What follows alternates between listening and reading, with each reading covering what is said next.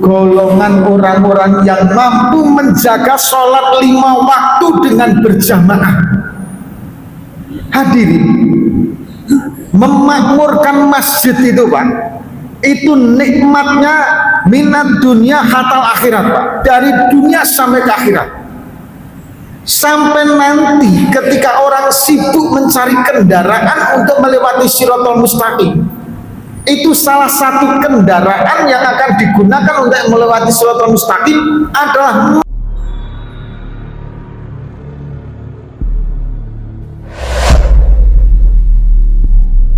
Assalamualaikum warahmatullahi wabarakatuh.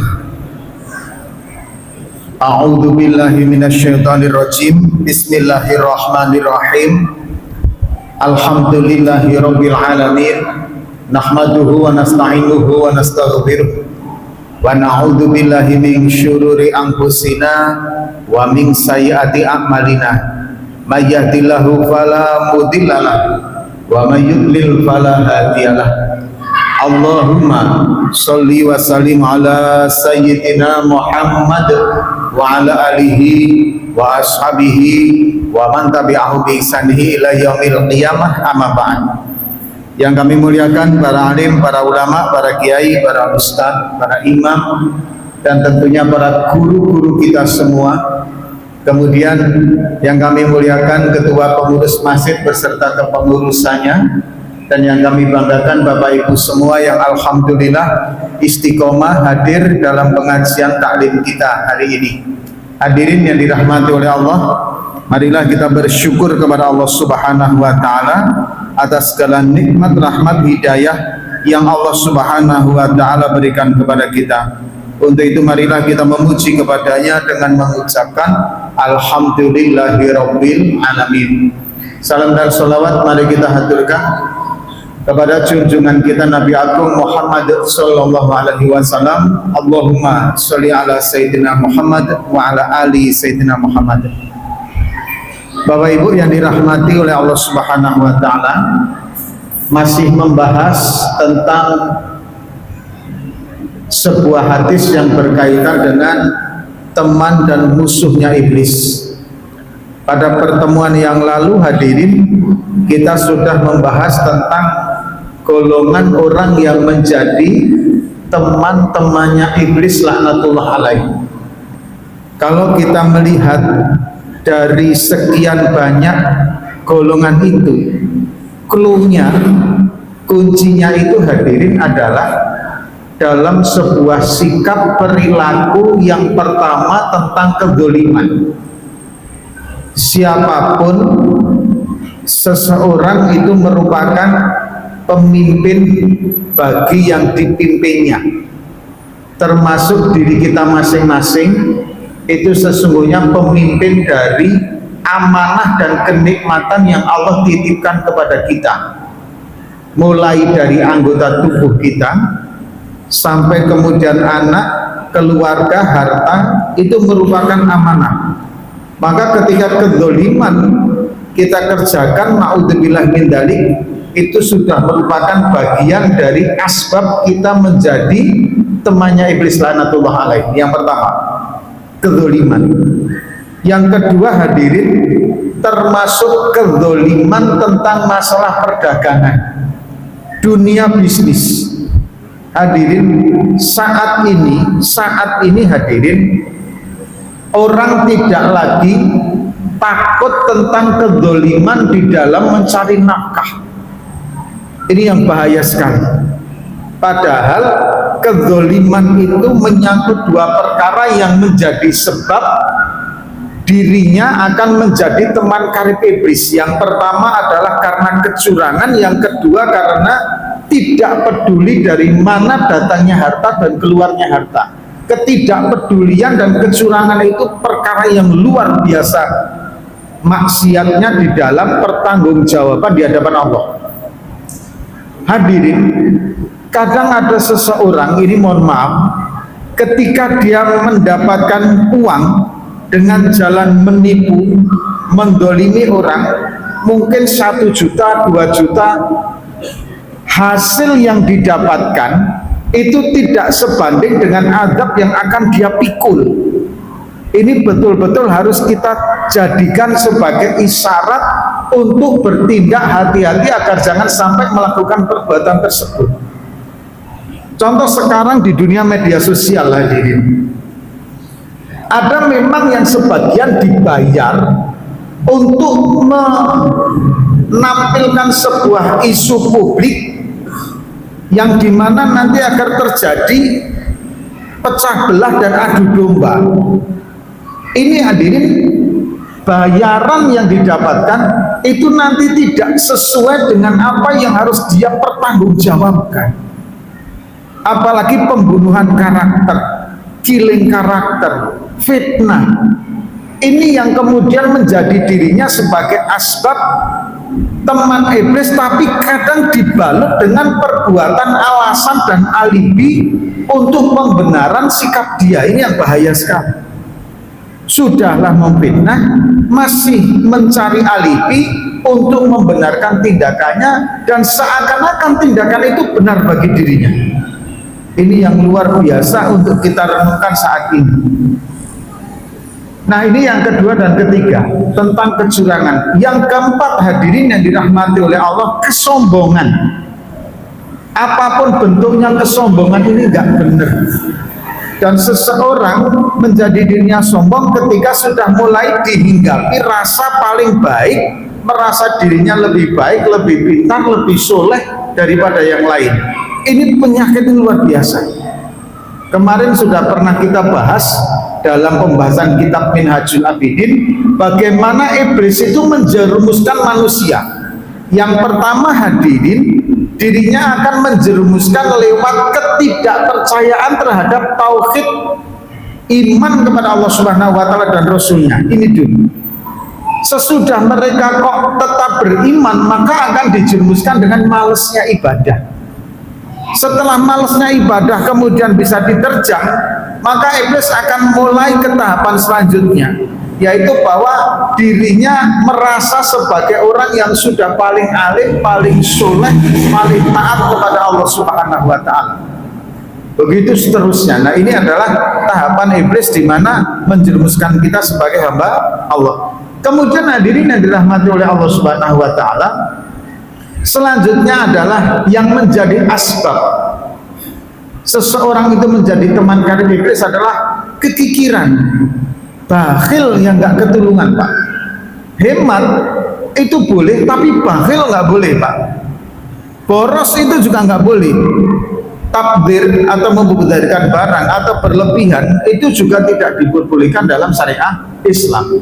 Namun bakhil itu juga tidak diperbolehkan. Bahkan bakhil itu diumpamakan dalam sebuah hadis adalah sebuah pohon yang akarnya ke neraka, ranting-rantingnya ke dunia, dan rantingnya itu nanti akan nyangkut kepada orang-orang yang mempunyai sifat bakhil sehingga ditariklah ke dalam nerakanya Allah Subhanahu wa Ta'ala.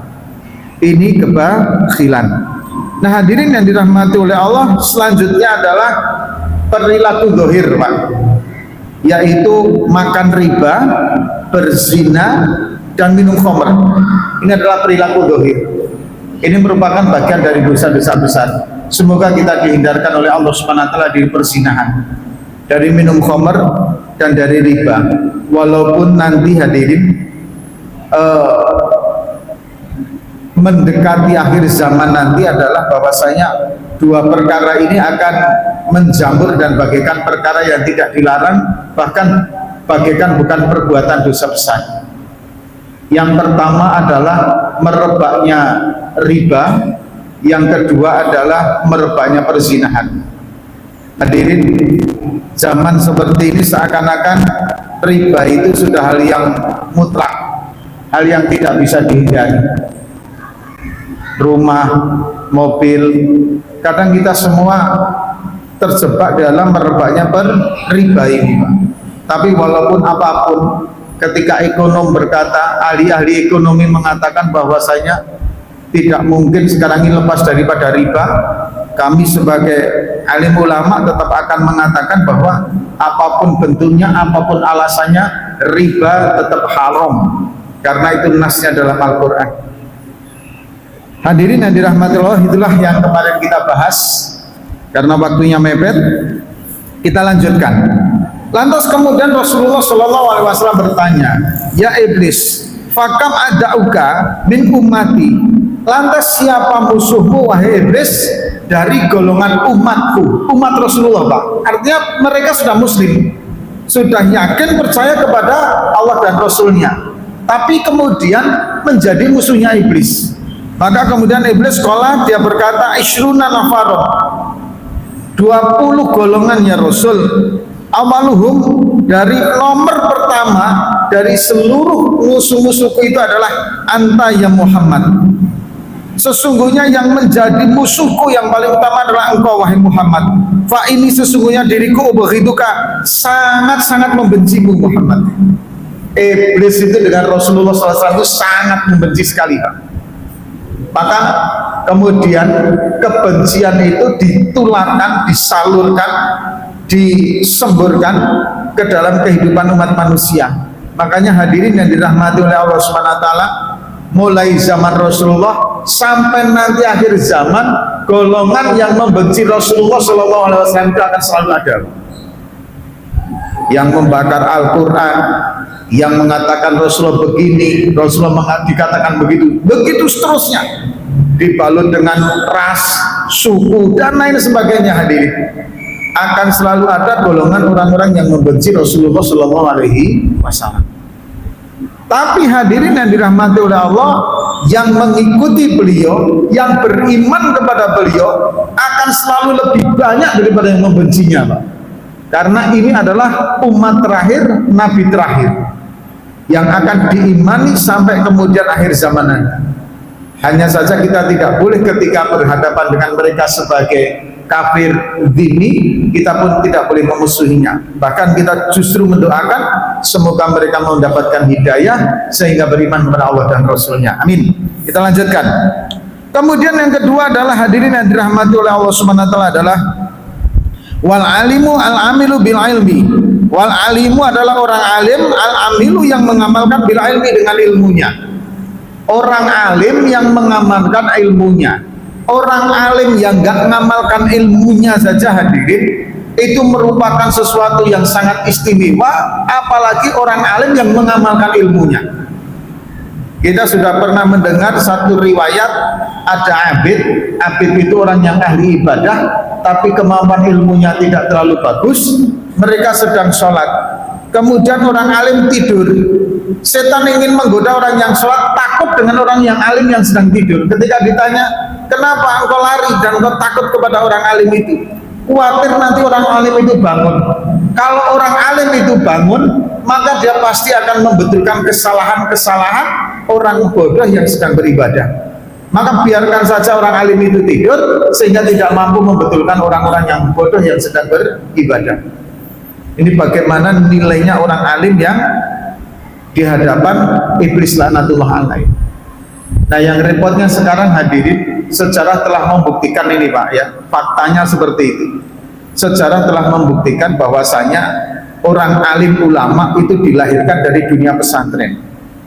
Itu fakta sejarah, kenyataan dari zaman sebelum kemerdekaan Pak. Alim ulama, jangankan kok yang sampai setingkat nasional, setingkat kampung saja yang menjadi patokan jadi imam, jadi ustadz adalah kebanyakan orang-orang yang lulus dari pesantren. Nah sekarang pesantren dikerdilkan, dimusuhi, kemudian dijustifikasi sedemikian rupa, dipojokkan sedemikian rupa.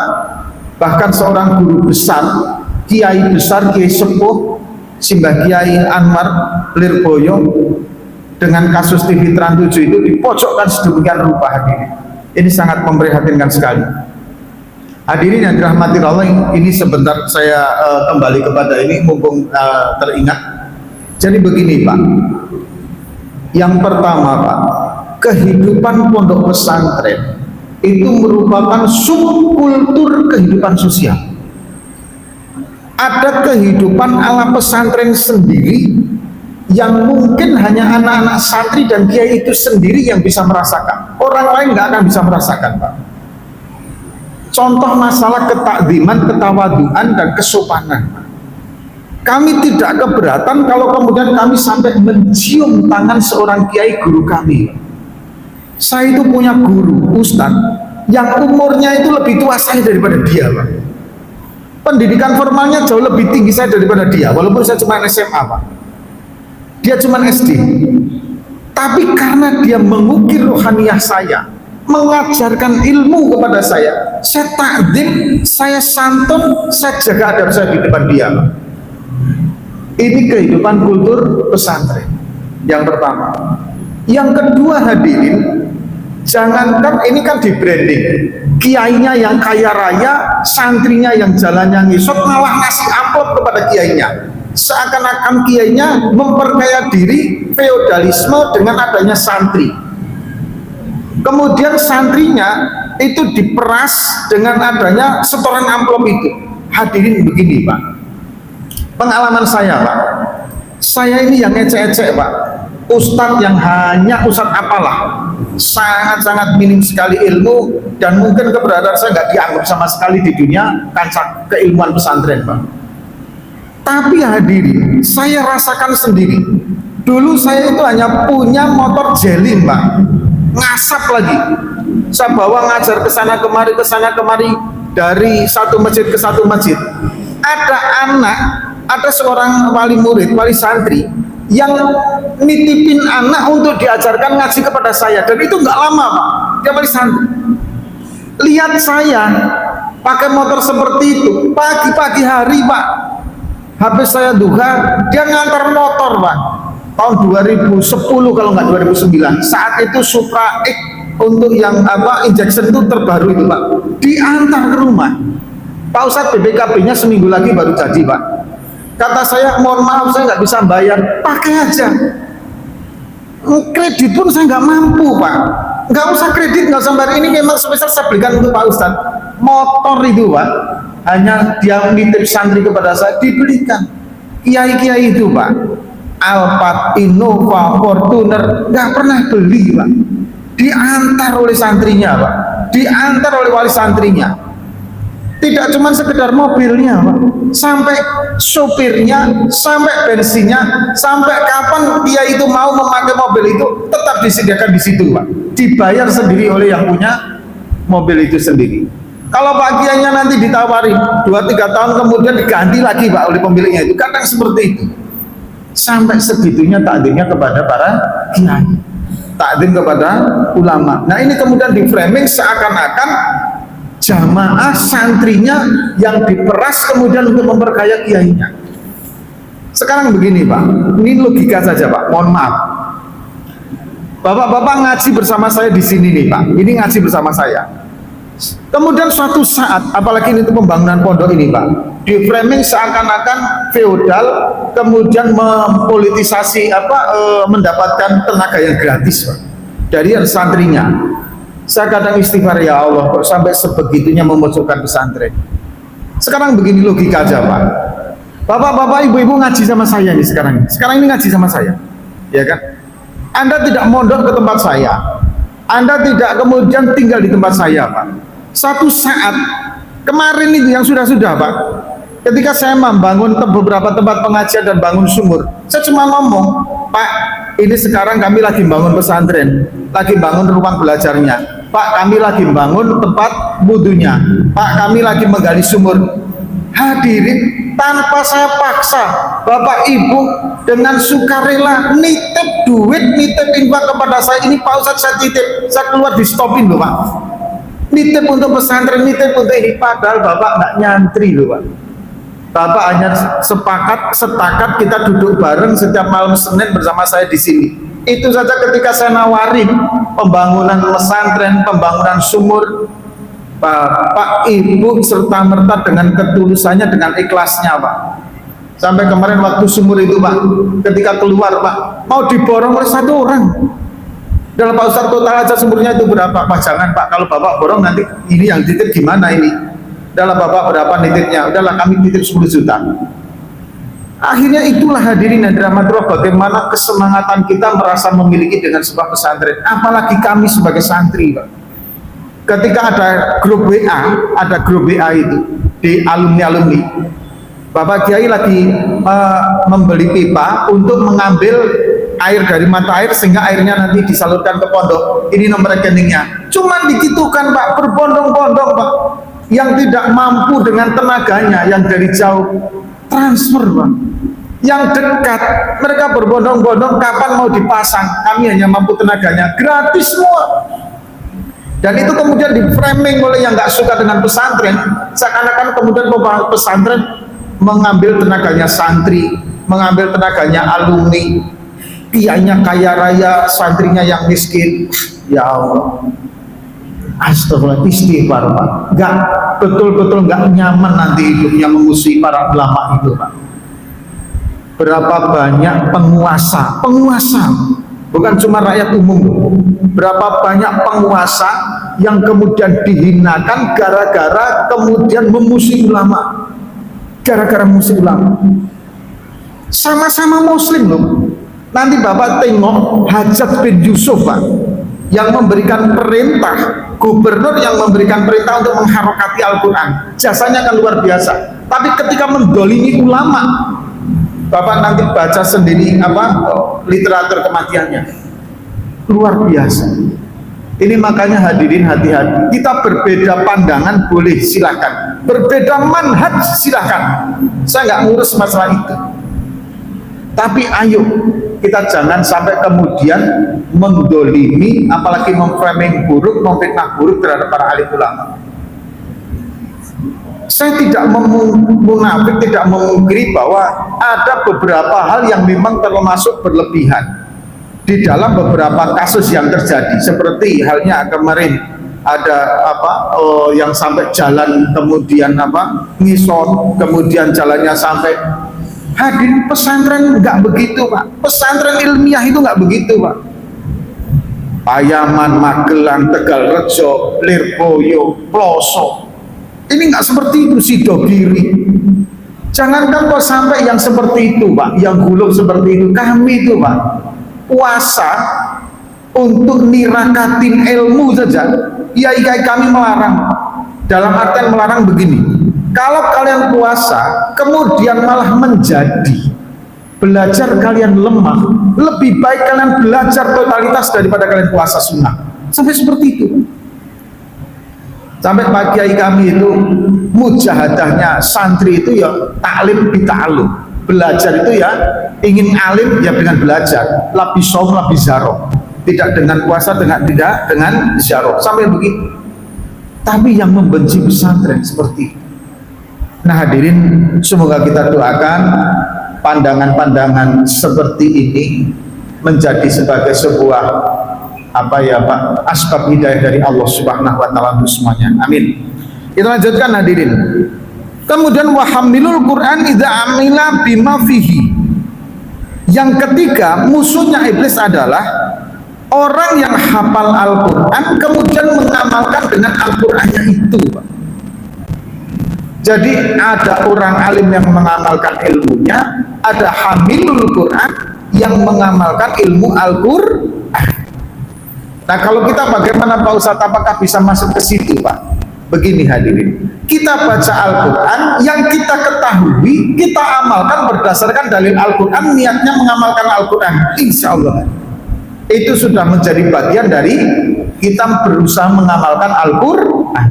Contohnya misalkan bagaimana Al-Quran melarang untuk sombong, ya udah kita nggak usah sombong. Al-Quran memerintahkan kita, di dalam Al-Quran diperintahkan, Allah memerintahkan kita untuk sholat, ya udah sholat. Alasannya, Pak kenapa Anda sholat? Ini perintah Allah dalam Al-Quran, saya ingin mengamalkan Al-Quran. Nah begitu Pak, konsepnya gitulah. Kemudian hadirin, wal mu'adzinu lillahi fi khamsi sholawatin. Yang keempat adalah muadzin yang mengumandangkan adzan karena Allah Subhanahu wa taala. Jadi bagaimana kalau muadzin dibayar? Sebagian ulama di dalam kitab fikih, dalam Fathul Mu'in menyebutkan bahwa imam dan muadzin tidak boleh dibayar. Sebagian begitu Pak. Tapi sebagian ada yang menyampaikan boleh dibayar asal menjadi imamnya dan menjadi muadzinnya bukan merupakan tujuan untuk mendapatkan bayarannya itu. Tapi tujuannya adalah memang menjadi imam karena perintah Allah, menjadi muadzin karena Allah Subhanahu wa taala. Adapun pembayarannya itu rezeki dari Allah yang mungkin didatangkan oleh Allah Subhanahu wa taala dari jalan yang macam-macam. Nah, hadirin yang dirahmati Allah, konsepnya seperti itu. Dan kemarin kita sudah pernah membahas bagaimana tentang fadilah atau keutamaan menjadi muadzin. Sejauh suara muadzin itu terdengar, sejauh itu pula makhluknya Allah mendoakan, memohonkan ampun kepada Allah untuk muadzin tadi. Bahkan nanti hadirin, hamilul Quran amila bima fihi, dan orang yang muadzin tadi hadirin biwajillahi ta'ala, itu nanti pada saat yaumul qiyamah mereka ini termasuk golongan yang tidak kaget dan tidak susah ketika mereka ini mendapatkan keadaan zaman kiamat seperti itu, Pak. Ini muadzin. Kemudian hadirin yang dirahmati oleh Allah Subhanahu wa taala, wa muhibbul fuqara, bismillahirrahmanirrahim, wa muhibbul fuqara'i, ini menjadi mudhaf ilaih, wa muhibbul fuqara'i wal masakini wal yatama. Kemudian hadirin, golongan orang-orang yang mencintai fuqara, masakin dan anak-anak yatim. Hadirin, dekat dengan orang miskin, dekat dengan para orang fakir, itu tidak bisa setiap orang mampu untuk melaksanakannya. Ada orang yang dekat dengan orang fakir itu, aduh masya Allah, kayaknya enggan betul gitu loh. Diajak ngobrol sama orang-orang fakir itu kayaknya males betul gitu loh. Ya mungkin faktor karena kekayaannya atau jabatannya atau apapun lah, ilmunya atau apapun, sehingga dekat dengan orang fakir itu enggan gitu loh, Pak. Lagi ngopi-ngopi, duduk di kopi, datang orang fakir, assalamualaikum, waalaikumsalam, ini pasti minta bayaran lagi, ya kan gitu kan. Akhirnya dia malas lagi duduk dengan orang-orang fakir. Itu memang ada yang mempunyai sifat seperti itu. Tapi ada juga yang orang itu mempunyai sifat justru paling seneng, paling nyaman itu duduk dengan orang fakir. Kenapa? Ketika mereka duduk dengan orang-orang fakir miskin, mereka bisa mampu bersyukur dengan melihat nikmat yang Allah berikan kepada dirinya yang jauh lebih luar biasa daripada yang diberikan kepada fakir miskin tadi. Makanya dia senang, karena dengan duduk-duduk di situ dia bisa bersyukur. Yang tadinya mulai nggak bahagia karena melihat kawan-kawannya yang lebih daripada dirinya, begitu duduk dengan orang-orang fakir miskin, akhirnya dia bersyukur, ternyata Allah memberikan kepada saya itu sesuatu nikmat yang luar biasa. Masih ada yang berada di bawah saya. Yang kedua, dia menjadi terbuka pintu-pintu infaknya. Pintu infaknya itu jadi terbuka. Hadirin, ingat firman Allah itu, Pak. Rabbana ma khalaqta hadza batila. Ya Allah Tuhan kami, sesungguhnya Engkau tidak menciptakan sesuatu dengan yang sia-sia. Allah ciptakan orang fakir, Allah ciptakan orang kaya. Sekarang posisi Anda diciptakan oleh Allah di mana? Ketika jenengan diciptakan oleh Allah Subhanahu wa taala sebagai orang kaya, Pak, maka dengan adanya orang fakir itu dibukalah pintu-pintu sedekah. Dengan kekayaan yang Allah titipkan kepada Anda, dan pengaruhnya luar biasa. Nanti ada di belakang itu salah satu golongan yang menjadi musuh iblis itu, Pak, berkaitan dengan kedermawanan. Kemudian hadirin yang dirahmati oleh Allah Subhanahu wa taala, wadu qalbin rahimin, orang yang mempunyai hati yang penuh dengan cinta kasih sayang, Pak. Ini hadirin, orang yang mempunyai hati penuh kasih sayang ini, dari dirinya ini akan menjadi sumber perdamaian, sumber ketulusan, sumber keikhlasan. Kalau orang Jawa itu bilang itu, Pak, ada apa nasihat Jawa itu, Pak? Suro diro joyo diningrat, suro digo joyo diningrat, ya. Lebur dining pangastuti gitu loh. Keangkaran murkaan, kekerasan, kemudian kezoliman, kemudian Pak ya, itu kalah dengan ketulusan cinta kasih dan kasih sayang, keikhlasan. Kalau kita ini diliputi dengan cinta kasih, ketulusan dan kasih sayang, hadirin, meskipun awalnya itu, Pak, awalnya itu kita kalah, awalnya itu kita terhina, awalnya itu kemudian direndahkan, diremehkan, tapi dengan seiringnya zaman kemudian alam akan membentuk sedemikian rupa, Allah setel sedemikian rupa, sehingga yang tulus, yang ikhlas, yang penuh dengan kasih sayang akan muncul dan nampak mengalahkan keangkaran murkaan itu, Pak. Itu sudah saya buktikan sendiri, Pak. Bapak silahkan kalau mengecek itu, sabar saja, Pak, ikhlas saja, tulus saja, Allah akan memuliakan jenengan nanti. Didolimi, misalkan seorang suami didolimi oleh istri, pokoknya kedoliman istrinya luar biasa, sabar, ikhlas. Sampai kapan Pak Ustadz? Sampai nanti Allah Subhanahu wa Ta'ala mengangkat derajat Anda. Begitu juga seorang istri yang didolimi suaminya, sabar, ikhlas, dekatkan diri dengan Allah Subhanahu wa Ta'ala. Begitu juga ketika Anda sebagai karyawan, sebagai bawahan, punya pimpinan yang luar biasa, Pak. Padahal jenengan sudah sungguh-sungguh, sudah ikhlas, sudah sabar, sudah tulus, tapi dimanfaatkan kedoliman, insya Allah, Pak. Suatu zaman nanti waktu yang akan membuktikan. Begitu juga ketika Anda mempunyai seorang teman yang berbuat seperti itu, waktu akan membuktikan. Dan orang nanti akan melihat sisi buruk teman Anda itu, Pak. Sisi buruk orang-orang yang mendolimi kita. Makanya hadirin, iblis sangat membenci kepada orang yang mempunyai kasih sayang, hati yang penuh dengan kasih sayang dan keikhlasan ini. Kemudian kita lanjutkan hadirin yang dirahmati oleh Allah Subhanahu wa Ta'ala. Wal mutawaddi'unil haqqi, tawadhu terhadap Allah Subhanahu wa Ta'ala, terhadap perkara yang hak. Ada ketawaduan. Tawadhu itu apa hadirin? Hilangnya rasa kesombongan, hilang rasa keakuan di hadapan Allah Subhanahu wa Ta'ala. Kita lanjutkan dulu hadirin karena waktunya semakin mepet. Kemudian hadirin yang dirahmati Allah, wasyabun nasyafi ta'atihi lillahi ta'ala, pemuda ataupun pemudi yang sibuk dengan ketaatan kepada Allah Subhanahu wa Ta'ala.